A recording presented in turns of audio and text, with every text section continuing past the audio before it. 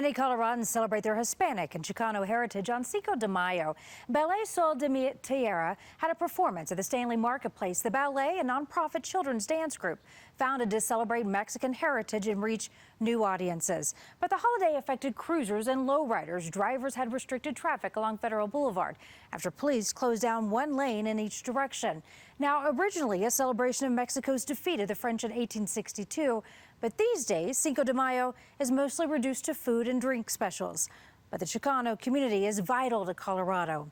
CBS 4's Michael Abeta shows us the important role they played in shaping our state and the challenges still faced today. You don't have to look far to find the fingerprints of Chicanos, Latinos, and Hispanos all over Colorado. Like, for example, these skyscrapers here in Denver, they were made with steel from the mill in Pueblo, which employed a lot of gente like my grandfather, Enrique Aleman. Or these train tracks, which brought coal into the city of Denver to heat Colorado homes, some of it mined by my grandfather, Jose Jesus Aveta. But it wasn't just my family here making a difference. There were lots of Hispano and Chicano families here helping shape Colorado.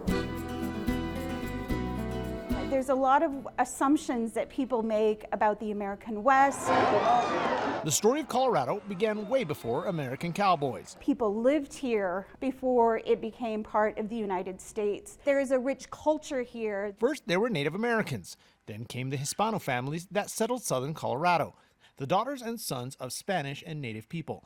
Eventually, they would be Mexicans, but not for long.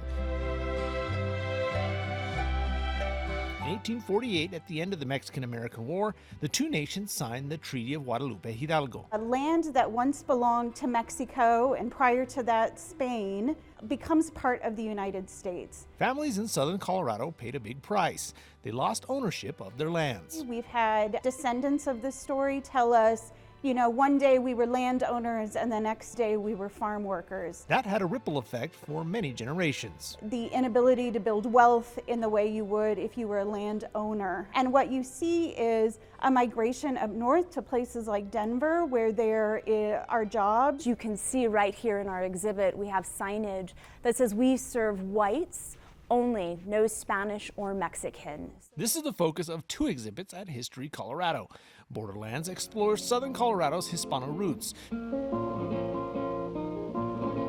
while Movimiento shows us what happened when Chicano activists fought back against generations of discrimination and oppression. The Chicano movement comes out of a place of being othered and alienated and not treated equally. In the 60s and 70s, the descendants of those vatos who became Americans by treaty fought for better education, better working conditions on farms and in factories, and to save their neighborhoods. Fighting for rights of what's been denied to us, I think, is at the core of the Chicano movement. These two exhibits are a permanent fixture at the museum. They show guests that building a society out of rugged wilderness requires everyone. There is not one Colorado history. Now, if you want to learn more, you can always visit the exhibits here at History Colorado. Just remember, you need to buy your tickets in advance online. Bring a mask. In Denver, I'm Michael Aveta for CBSN Denver.